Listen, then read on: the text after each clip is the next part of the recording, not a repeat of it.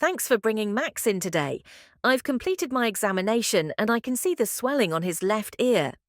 Before we discuss the diagnosis and next steps, can you tell me when you first noticed he seemed uncomfortable? Sure. I think it started about 3 days ago. That's when he began shaking his head a lot. I see. Has Max had anything like this before? No, this is the first time I've noticed anything like this with him. Did you try any treatment at home? For instance, cleaning his ear or using over-the-counter medications?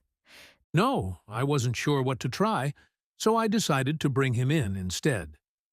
That was the right decision. How has he been behaving otherwise? Has he been eating and playing as usual? He hasn't been as playful as usual. He seems more subdued. His ear must be very painful because he won't let me touch it. That makes sense. This kind of swelling can be quite uncomfortable.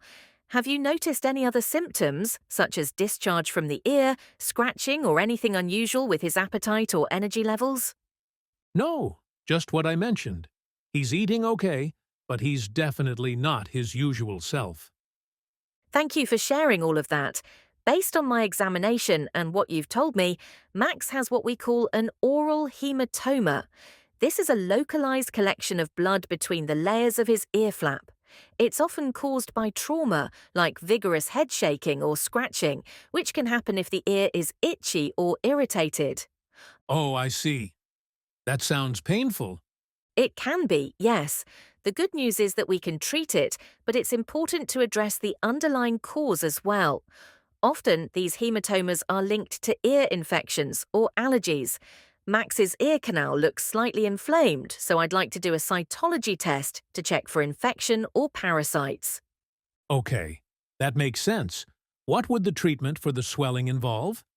There are a few options. The most effective treatment is to drain the hematoma and place sutures to prevent it from refilling. This would require a minor surgical procedure under anesthesia. Alternatively, we could drain the fluid with a needle, but this often doesn't resolve the issue long term, as the swelling can return. Hmm, that procedure sounds painful for Max. I'm not sure I want to go ahead with it. I completely understand your concern. While the surgery may sound invasive, Max would be under anesthesia, so he wouldn't feel any pain during the procedure. Post-operatively, we'd manage his discomfort with medication.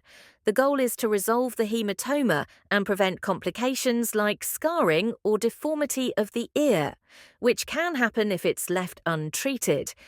Can the swelling go away on its own if we wait? It's possible, but leaving it untreated can lead to complications. The swelling could harden into scar tissue, causing a permanent deformity known as a cauliflower ear. It would also likely remain uncomfortable for Max, which could affect his quality of life. I see. If we drain the hematoma, will it come back?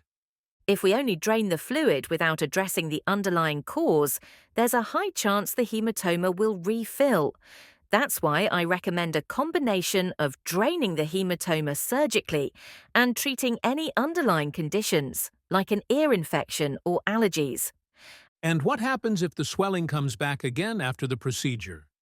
If it recurs, we'd reassess and consider further treatment. However, with proper management of the underlying cause and the surgical approach, the likelihood of recurrence is significantly reduced. That's reassuring. I think I'm okay with having the hematoma drained. Great. I'll go ahead and prepare a treatment plan. We'll schedule the procedure for as soon as possible. I'll also perform a thorough ear cleaning and start Max on medication if the cytology shows an infection. After the procedure, I'll give you detailed instructions for his recovery. Thank you, doctor. I appreciate your help. You're welcome. Max is lucky to have such a caring owner. Let's get him feeling better soon.